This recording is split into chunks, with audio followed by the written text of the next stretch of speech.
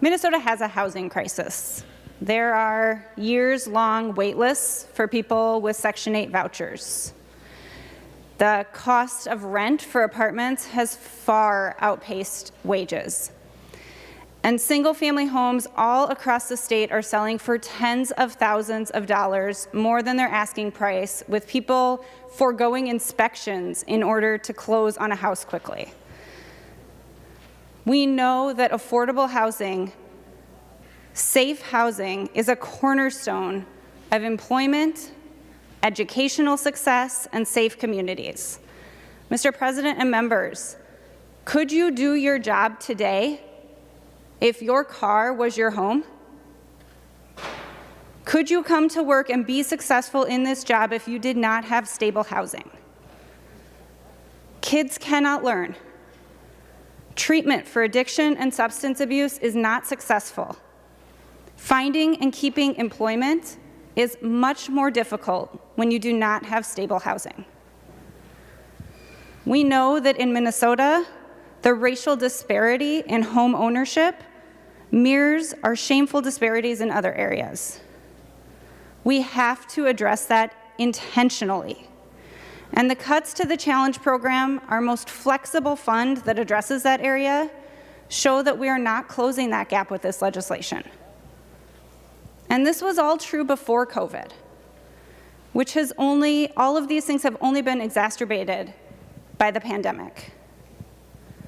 Yes, we are getting hundreds of millions of dollars from the federal government, and that is really important and really good. And if you are struggling to pay your rent because of COVID, please, please go to renthelpmn.org and apply for assistance. There is assistance coming. Please apply at renthelpmn.org. But that money is for rental assistance for people who have fallen behind on rent due to COVID. It is solving a problem that we have because of the pandemic. It is not going back to address the long-standing concerns in the lack of housing inventory across Minnesota. I will say I do really appreciate the willingness of the chair to add in additional funding for Bridges, which is a vital program that helps to provide housing for those with mental illness while they are on a wait list for long-term housing. But even that funding is only added if there's additional federal funding left over, and that should be a long-term investment that we make year after year.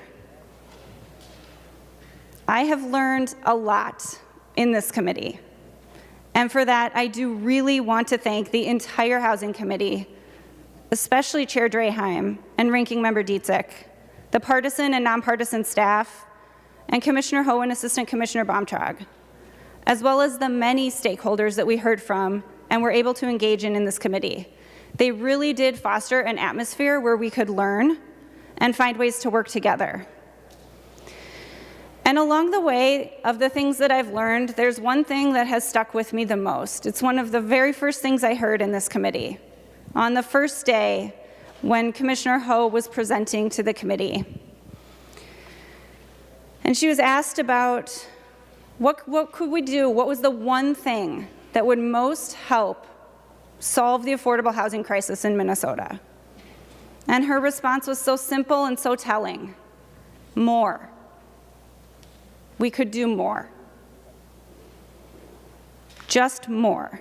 2/3 of all projects that meet the requirements for funding under the agency don't happen because there's not enough funding.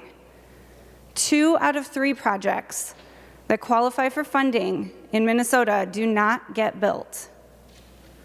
Housing is the only public service where you can qualify for assistance and not get it. This bill is not bad. It's just not enough. As Chair Draheim said, we need more than 50,000 new housing units built. And the $0 new investment does not move us in that direction. We can't solve the housing problem with only 1/3 of 1% of the Minnesota state budget. That's how much we spend on housing. We must make large-scale, long-term investments in housing that actually meets the needs of our communities. We must work intentionally to close the gaps of home ownership. Stable housing for all should be our goal. This bill is not even in the ballpark. Homes. We are talking about homes for Minnesota families. All people of Minnesota having safe and affordable homes. Unfortunately, this bill doesn't meet that need. It doesn't even come close, and I encourage a red vote.